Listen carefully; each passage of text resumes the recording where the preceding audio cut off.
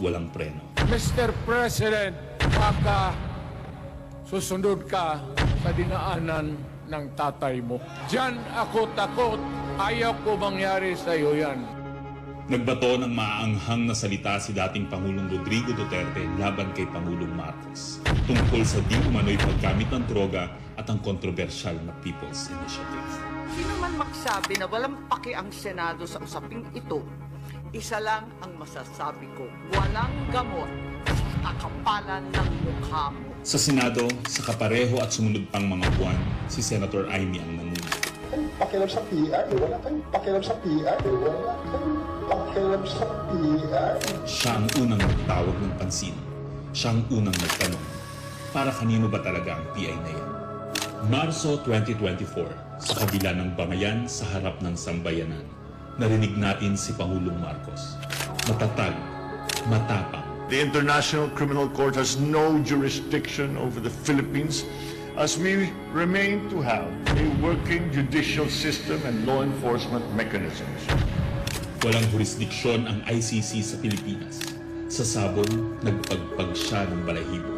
Ang hindi natin alam, paghupa ng alikabok ay nagsimula ng ilatag ang plano para muling sumagi sa ICC. Kaya pagtungtong ng Mayo, tahimik ngunit mabilis ang galaw.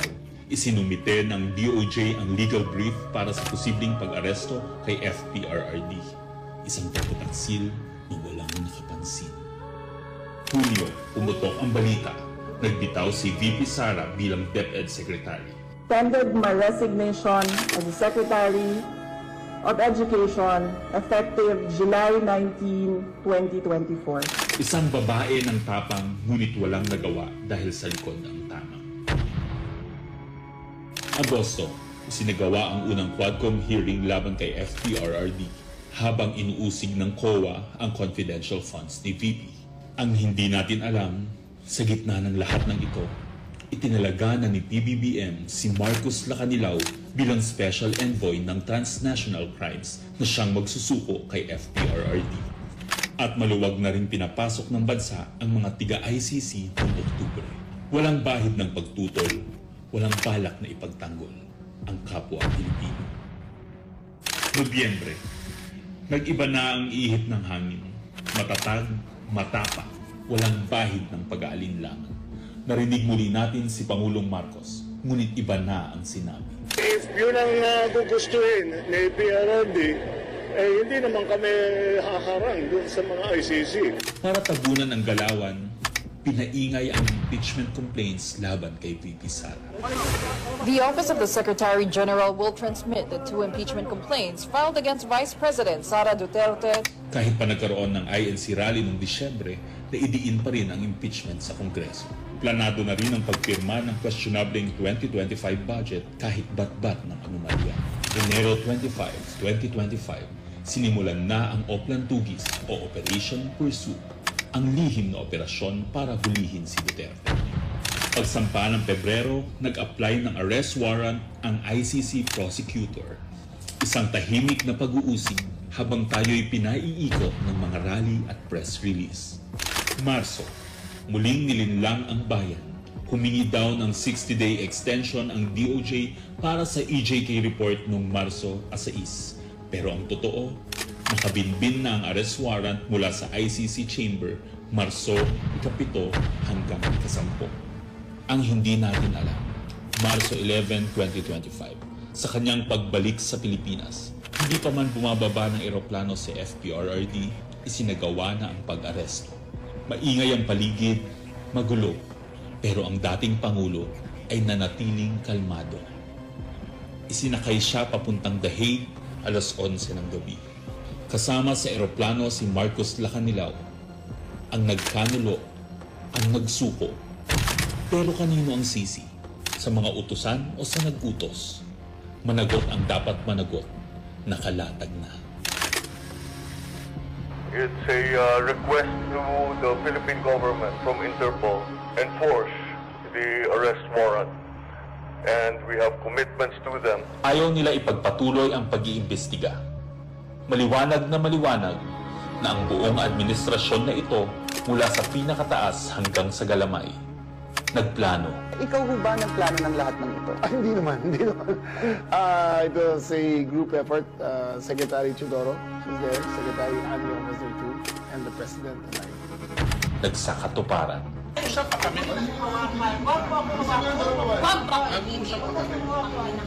Kayo mga Wag mo hawakan yung nanay ko!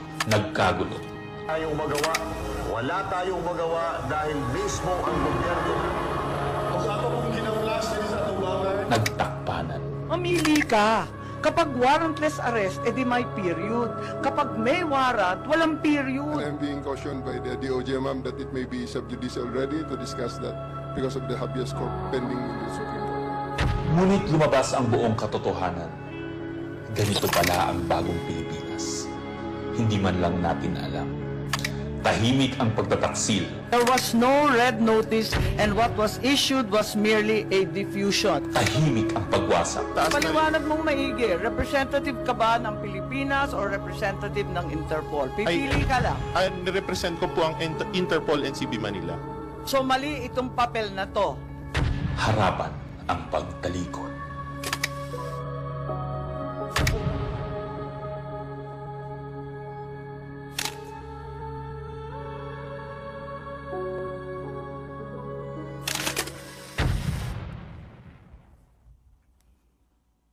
Okay, so that's where we are so far.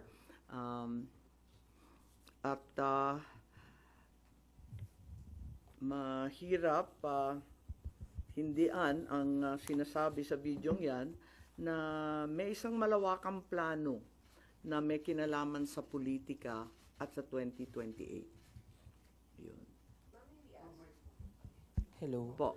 Ma'am, how's your relationship with the President? Nakapag-usap na po kayo? No, I haven't seen him in ages. I'm sure he's not happy about what's happening. I'm certainly miserable about these developments.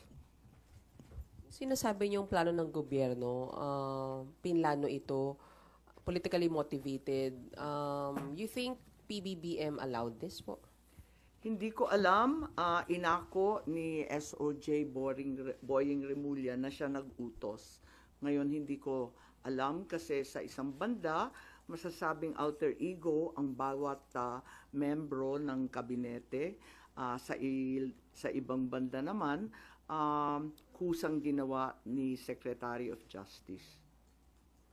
May pinaimbestigahan kayo sa Office of the Ombudsman, so i-furnish nyo sila ng copy ng findings ninyo, ma'am? Yes, definitely. Papadala natin doon. Dahil, as we know, this is only in aid of legislation at may mga legislation na rin kaming naiisip hinggil sa mga usaping ito. Kailangan i-forward na namin sa iba't ibang korte. Ma'am, itong findings ninyo, official na to, so no more hearings? Hindi ko pa alam. Ang tawag ko nga further findings because I'm not certain that we can close this. There are also allegations that, first of all, several weeks ago, a draft was mooted involving a warrant of arrest of 5 police officers, including Senator Ronald Bato de la Rosa. Of late, there has been a rumor, once again, that the Vice President will, in fact, be issued by the ICC a warrant immediately. So, alam natin na si VP Sara ay nandun sa listahan. Pero alam ko na nasa ibaba siya, no? Doon sa mga pinangalanan. Ngunit, ilang araw nakalipas, may mga report na siya na ang uunahin. Where did you get this information, ma'am? Nasusunod si VP Sara na arestuhin? Uso naman ang chismis ngayon. Chismis rin po. Meaning, no credible source, ma'am? Not yet. A few incredible sources, but nevertheless, we have to pay heed. And let me make it clear, I will oppose that warrant with everything I have. Foremost, the administration has said time and time again through the President himself that the ICC has no jurisdiction in the Philippines. Therefore, any warrant of arrest by the ICC cannot be enforced in this country for lack of jurisdiction. It is nothing, that warrant from the ICC, but a mere scrap of paper. Walang bale yun. In addition, there's no basis for the Philippine government to cooperate with the Interpol in enforcing an ICC warrant. The mere fact that a void warrant is transmitted through Interpol does not make it less void, does not make it valid. At ikatlo, as the hearings have established, the circumstances surrounding the investigations of the ICC in this country, the incidents leading to the issuance of these ICC warrants, and the enforcement of such warrants are politically motivated and really are in violation of Article 3 of the Constitution of the Interpol itself, which prohibits the Interpol from participating in any intervention or activity of a political character. Ma'am, sabi niyo, you will do everything para harangin sakaling magkaroon na rin ng arrest warrant laban kay BP Sara. Ano Well, po mga action na gagawin niyo? Wala tayong balak na isuko ang soberanya ng Pilipinas at ibaliwala ang ating husgado. So hindi baka maireklamo kayo ng obstruction of justice just in case? Hindi ko po alam.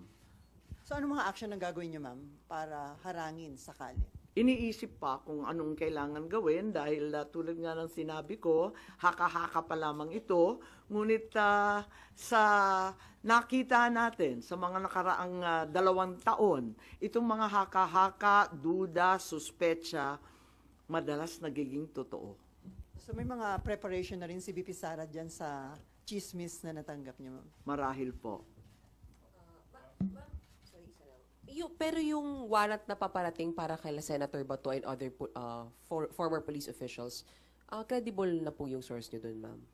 Parang, kasi maliwanag yung listahan, pero andun siya sa sumunod na listahan ng ICC, di ba? Andun siya sa warrant, kaya't inaakala namin na yun na ang susunod. Pero hanggang ngayon, wala naman inilalabas at nagbago ang ihip ng hangin at ang balita ay si BP Sara. Ma'am, kanina nabanggit niyo po kanina na part ng diversionary tactic yung paglabas ng issue ng supposed paid trolls ng Chinese Embassy in Manila. Are you now saying that Senator Tolentino and the committee niya po were used po for this propaganda by the administration?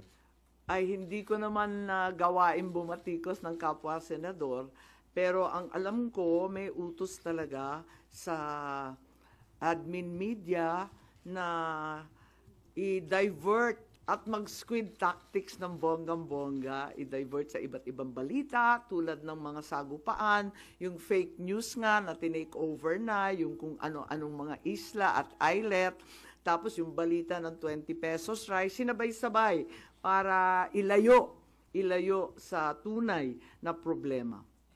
But as a sitting senator po, kayo po hindi kayo nababahala if there's some truth to it na although it's a widespread speculation na even before pa na gumagamit yung China ng machinery, ng propaganda machinery regarding the WPS issue. Naku naman, sigurado tayong meron. Walang pagkakaila, walang duda na meron silang makinarya para dyan.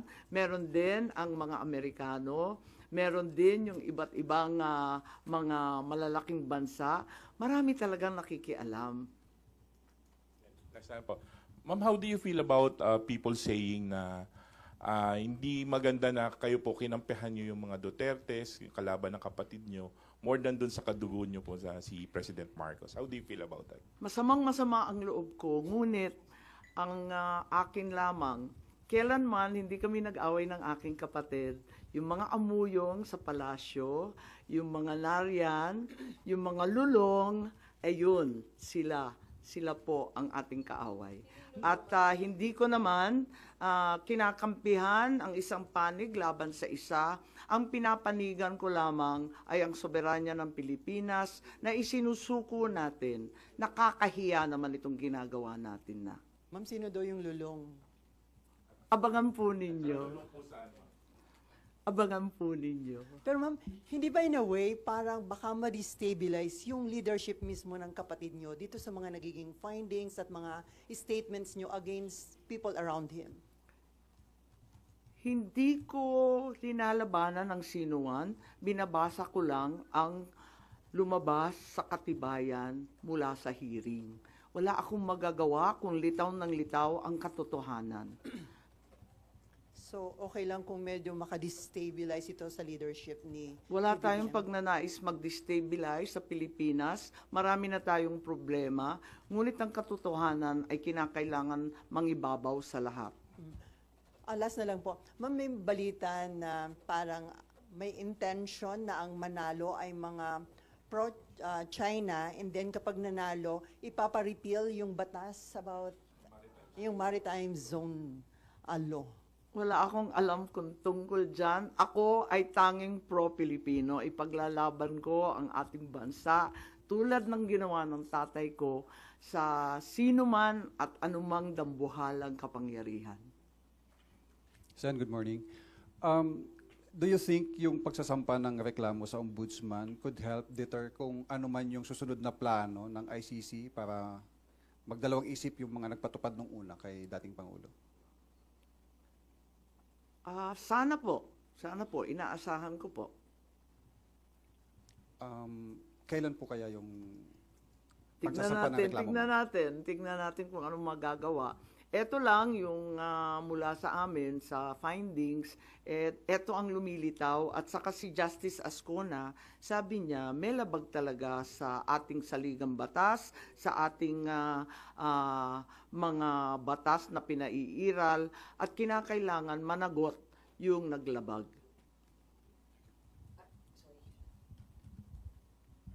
Ma'am, balikan ko lang. Yung warrant, ICC warrant to, ma'am, no, yung narinig nyo para kay VP Sara. When is this coming out? Chismis nga lang kaya walang name and date.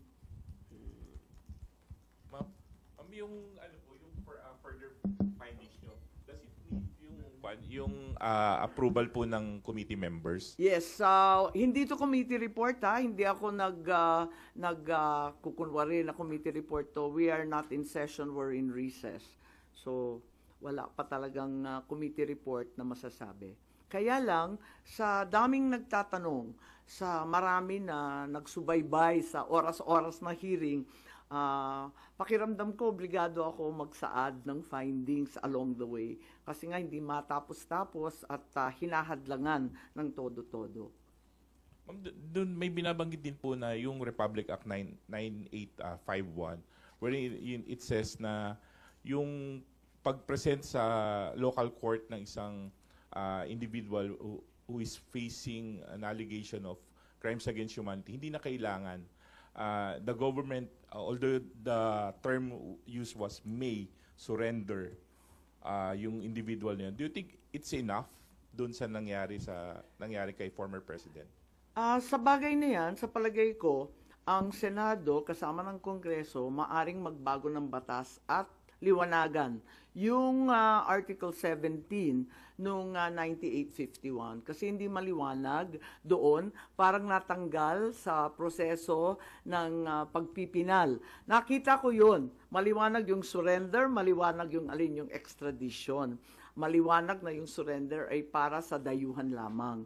Pero, dun sa final version mukhang na-edit, kaya maari natin tignan yan dahil ang purpose ng investigation sa Senado ay talagang in aid of legislation. Isa na yon na kinakailangan tignan. Isa pa yung extradition law na inakda ng tatay ko. Ang tagal-tagal na nun. Marahil kinakailangan tignan na rin natin yan dahil hindi na pakay sa mga problema ngayon yung ibang provision doon. Since it's not yet amended yung binanggit niyo po na Section 17, that's still existing. Hindi po ba enough to justify what happened during yung March 11 arrest? Kapag hindi maliwanag ang isang bagay, binabalikan yung debate sa Senado, yung transcript at saka yung contextual analysis ng mga pahayag ng ipinasa, rinipaso yan. At maliwanag dun sa original na talagang yung surrender ay para sa dayuhan lamang. kung bakit na iwaglit at naiwan yun at may nilagay na mga pag-aamyenda sina Senator Subiri, sina Senator Gordon nung panahon na yon, hindi ko alam kung nakalimutan lamang o sa pagmamadali hindi na isaayos ng maigi. Pero yan naman ang trabaho talaga ng mambabatas. Tignan at isaayos, iklaro ang mga hindi masyadong maliwanag. Ma'am, pareak lang dito. Yung kay Pangulong Marcos po tsaka VP Sara na trust and performance rating, kay Pangulo po 60% trust, 59% performance, pero it represents a decline po since nung fourth quarter ng bansa. Habang kay VP po, tumaas po siya ng 9 percentage point. Comment on this. Pasensya, pero hindi na ako nagbabasa ng survey. Kaya hindi ako up to date dyan. Ang nararamdaman ko, ang pagpuot, ang hinanakit, at ang galit ng mga Bisaya. Galing po ako sa Cebu, mamaya pupunta ako sa Davao. Alam na alam ko ang pakiramdam nila. Ngayon, kung ganito rin ito sa Luzon, ramdam ko sa Manila, hindi ugali ng Pilipino ang pang-aapi sa matanda na may sakit. Hindi natin gawain yan. So, you mean yun yung dahilan bakit bumaba yung survey ni Pangulo? Hindi ko alam. Tulad ng sinabi ko, napakaraming survey ngayon na kung tutuusin, kinakailangan na siguro i-supervise, i-control ng COMELEC kasi grabe na ang mindsetting, brainwashing, and laying the predicate, ika nga.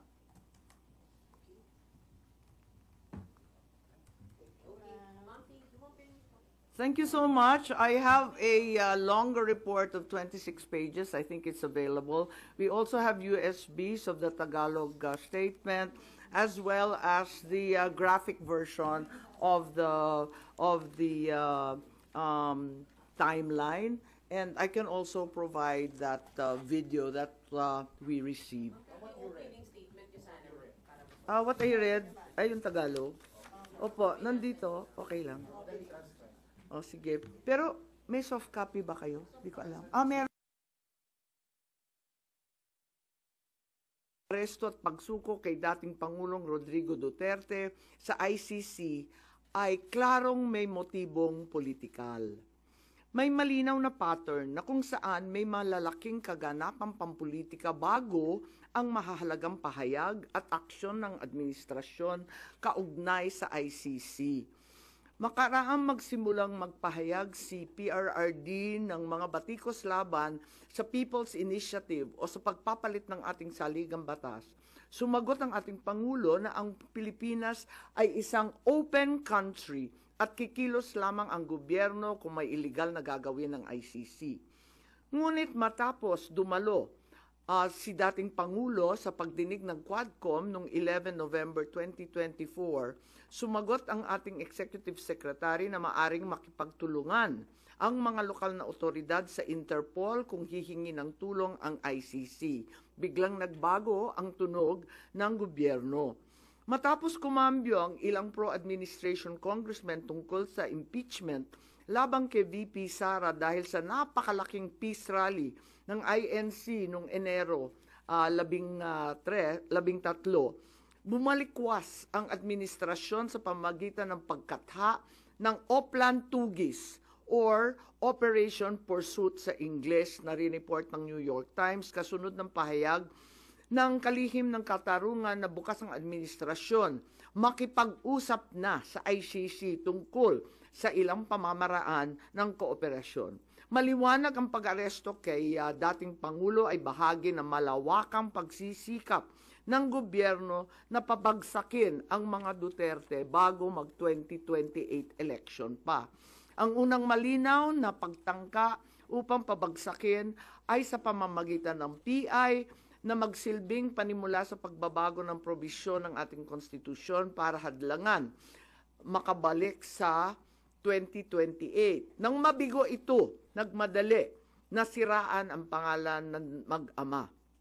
Noong Mayo 2024, sinimulan na ng Kongreso sa Committee ng Human Rights ang pagsisiyasat tungkol sa EJK, pinalawak noong Agosto 2024 at doon na nagmula ang pagbuo ng Quadcom. Dumating sa bansa ang mga kinatawan ng ICC noong October 2024. At sa tulong ng gobyerno, nakalap nila ang mga dokumentong kailangan para makakuha ng warrant of arrest. Samantalang nagsagawa ng sarili nitong investigasyon, ang DOJ naman hinggil sa EJK noong ika-4 ng Nobyembro sa pamamagitan ng kanilang Memo 778. Dahil nananatili pa ring banta si VP Sara kahit wala na ang tatay niya, nagsagawa naman ang Kamara ng investigasyon sa confidential funds ng OVP at sa huli na-impeach si VP. Napatunayan ang motibong politikal na napag-aresto sa turnover kay PRRD sa pamagitan ng mid-election final campaign sprint action plan ng Lakas CMD noong nagtipon-tipon ang matataas ng opisyal noong petsang 22 ng Abril. Nakaraang ilang linggo lamang, inilarawan ang mga nagawang mga Oplan Horus, isang operasyon na inilunsad noong Abril 2024 na naglalayong pabagsakin ang dalawang Duterte. Sa bahagi ng action plan, How to Attack, tinukoy ng ilang ahensya ng gobyerno, kabilang ang PNP, Kamara ng Kinatawan, sa nakipagtulungan ng dating Senador Antonio Trillanes upang tulungan ng ICC prosecutor makakuha ng warrant sa pag-aresto ng dating Pangulo. Binanggit din na nakuha ang kinakailangan boto para sa impeachment ni VP sa pamamagitan ng paggamit ng tinatawag na soft projects katulad ng AIX, AKAP at TUPAD. Doon naman sa bahaging following strategies and moves, tinukoy na kailangan pabilisin ang impeachment ni VP Sara at makakuha ang boto sa Senado sa pamamagitan na naman ng pamimigay ng proyektong for later release or yung mahiwagang FLR bilang gantimpala sa tamang bumotong mga senador. Ikalawa, may magkakaugnay na pagtatangkang pagtakpan ang mga detalye at motibo sa likod ng pag-aresto ng dating Pangulo. May cover-up. Habang nagpapatuloy ang unang pagdinig, tumanggi si DILG Remulla na magsalita. Tanungin siya tungkol sa panayam kay Pinky Webb, kung saan sinabi niya na group effort ang pag-aresto at in-invoke pa ang executive privilege samantalang lumabas na sa media. Una, tinawag niyang chismis ang pahayag. Ngunit nang mabisto, tinulungan na lamang ng kapatid at sinabing executive privilege na nga. Isa pang malakas na sandata ng administrasyon upang pigilan ng komite ang pagsisiwalat ng katotohanan ay paggamit ng tinatawag na subjudice rule. Halimbawa, nung mahuli si General Torre na nagbibigay ng maling pahayag tungkol sa pagmamadaling ilipat si PRRD sa Hague dahil daw sa Article 125 ng Revised Penal Code, ngunit nung ipunto na yung Revised Penal Code, Article 125, ay para lamang sa warrantless arrest, bigla niyang ginamit ang subjudice na naman. Isa pang indikasyon sa pagtatakip ng administrasyon ay ang blanket invocation ng executive privilege ni Executive Secretary Bersamin upang pagbawalan lahat ng opisyal ng ehekutibo dumalo sa ikalawang hearing noong 3 ng Abril. Mas lumala pa ito nang sa hindi pangkaraniwang hakbang, tumanggi ang ating Senate President, pumirma ng mga sabpina noong araw na yon. Bagaman dumalo mga opisyal sa ikatlong pagdinig noong 10 ng Abril, ginamit pa rin ang executive privilege sa mga susunod na isapin. Kung sino-sino nag-utos ng pag-aresto, kung sino ang nag-utos ng paglipat niya sa Hague, at kung paano nakuha ang eroplano na ginamit sa paglipat. Hindi nagtapos ang cover-up sa pagdinig dahil alam din natin na matapos yon pinalaya si Ambassador Lacanlilao at hindi na naman pinirmahan yung mga sabpina. Matapos ang pag-aresto kay PRRD, lumakas ang pro-Duterte sentiment at bumagsak ang trust rating ng administrasyon. Ayon sa isang mapagkakatiwalaang source, naglunsad na ngayon ang administrasyon ng isang communication plan upang ilihis ang atensyon ng publiko patungo sa mga issue ng West Philippine Sea at di umanong disinformation ng mga tinatawag na China trolls ng kanilang embassy. Kaya asahan natin na ito ang magiging balita sa mga susunod na araw. Hindi inaasahan ang political backlash sa pag-aresto sa dating Pangulo, kaya ngayon sinusubukan nilang kontrolin ang sitwasyon sa pamamagitan ng pag-focus sa West Philippine Sea, pagsisi sa China, at sa huli ay iuugnay ang pagtaas ng suporta kay Duterte sa sinasabing kampanya disinformation ng China.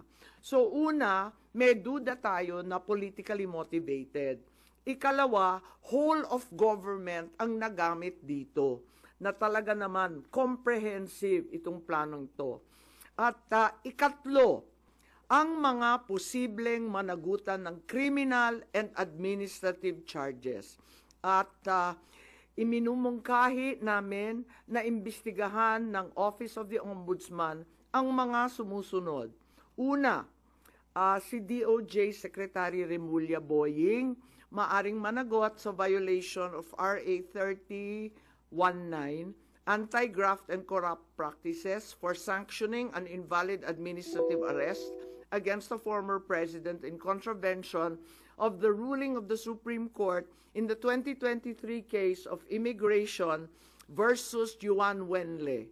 Maliwanag na napakadaming kondisyon, kwalifikasyon at requirement na isinaad ng ating Korte Suprema doon. Ikalawa, usurpation ng DOJ ng judicial functions. Kahit hindi sila korte, naghahatol sila na halos sila ang naging husgado. Ikatlo, grave misconduct and conduct prejudicial to the best interest of public service. Ikalawa, baka managot din si General Romel Francisco D. Marbil, ang Chief PNP, sa arbitrary detention, Article 124 ng Revised Penal Code. Violation of RA 3019, Anti-Graft and Corrupt Practices for inducing or persuading General Torre to perform an act in violation of laws, rules, and regulations or an offense in connection with the official duties of the latter. Grave misconduct and conduct prejudicial to the best interest of public service. Andito rin sa mga nakalista at ayon din sa payo ni dating Supreme Court Justice na nagpayo sa atin na malahil si SILG Secretary John Vic Remulla ay maakusahan din ng arbitrary detention katulad nung iba. Violation of 319 for inducing General Torre and Marbil to perform an act in violation of the Constitution and our laws. Ikatlo, grave misconduct and conduct prejudicial to the best interest of public service. Ang ikaapat na maaring patawan din ng kaso ay si General Nicolas Torre III. Maaring managot sa arbitrary detention. 2 counts of arbitrary detention, not only against the former president, but also against former Executive Secretary Medialdea. Ikalawa, violation of RA 7439 for not allowing the former president to be visited by VP Sara, both his daughter and his named counsel, and for forcing the former president's lawyers to leave him. Also, the violation of 3019 for allowing himself to be induced or persuaded by General Marbil or SILG Remulla to perform an act in violation of law, rules, and regulations in connection with his official functions. Grave misconduct and conduct prejudicial to the best interest of public service ay maaari ring ipataw laban kay General Torre. Ikalima, Ambassador Marcos V. Lacanilao. Maaring managot sa usurpation of official functions, Article 177 of the Revised Penal Code, pagsisinungaling sa ibang kaso at perjury sa ilalim ng Article 183 of the Revised Penal Code, false testimony in other cases, and perjury in solemn affirmation under Article 183 of the Revised Penal Code, at conduct prejudicial to the best interest of the service. So ito ang further findings namin.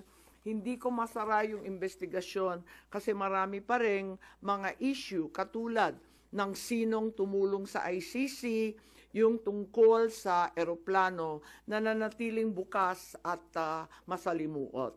So nais ko